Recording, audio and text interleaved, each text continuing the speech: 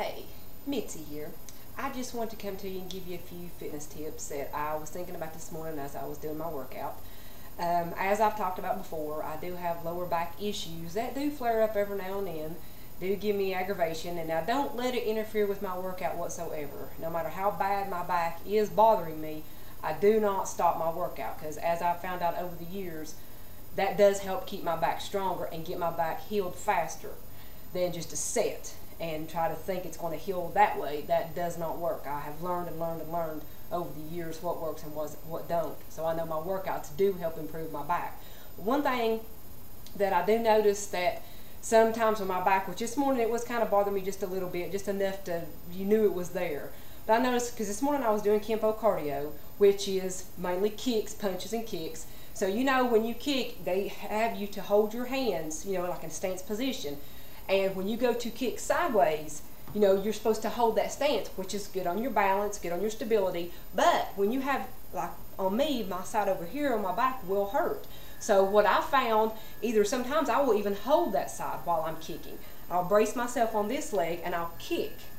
Or I'll just, hold one hand and then I'll just kick this way and I'll just have myself braced.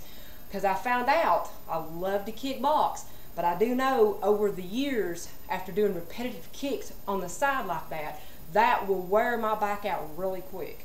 So that's one thing I do to help me to get through my workout. I still get a good workout in, I still don't interfere with my workout, but it don't interfere with my calorie burn, it don't interfere with the intensity.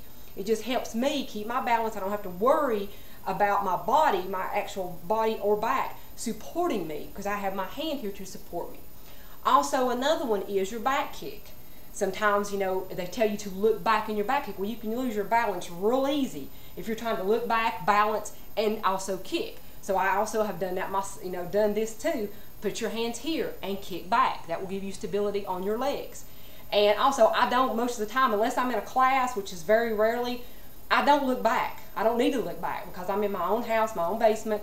I don't need to look back. I need to concentrate on my stability. I need to concentrate on my form and what I am doing. So I constantly look ahead, I make sure I'm good and balanced, and then I kick. Because I don't need to worry about what's back there. I know there's nothing back there.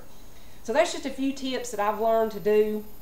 Any other of the issues that might come up too, as far as any of the twisting and stuff, that don't usually, I just take that a little bit easier. I don't twist as much. As far as doing any of the punches, I don't twist as much. I just take it a little bit easier.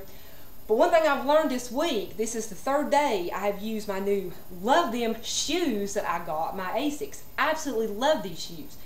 I've wore my Nike Shox for about 6 months now, and I know they were good. They're really good shoes, but they were harder shoes. And I know, especially the first day I wore these, I was doing yoga, which, you don't really need a whole lot of, and I always wear shoes when I do yoga. But I noticed that in the stability part of the yoga, I didn't have as much stability because these shoes are a whole lot softer, which is good when you're doing cardio, but when you're doing stability, the harder shoe is easier to balance, which is a good thing because I burn more calories trying to keep my balance in these softer shoes than when I had the harder shoes on, which that was a plus. That's a good thing and added a little bit more into my workout. I had to learn that. But that's another tip I wanted to kind of go over too, to make sure. I know there's a lot of people out there that love to work out barefooted, and I do not recommend that whatsoever. Me having bad knees and a bad back, bad lower back, it does not work, and it can make injuries you don't even know you have come up, which for me was my knees. So I don't recommend that whatsoever. But also make sure, which I have learned from that, make sure you try on your shoes. Go to a store, find a shoe that fits, walk around in it, test it, make sure you can bounce in it. Whatever exercise you're doing, you can move in it and it fits and feels good on your feet. That is a big blessing I have learned myself.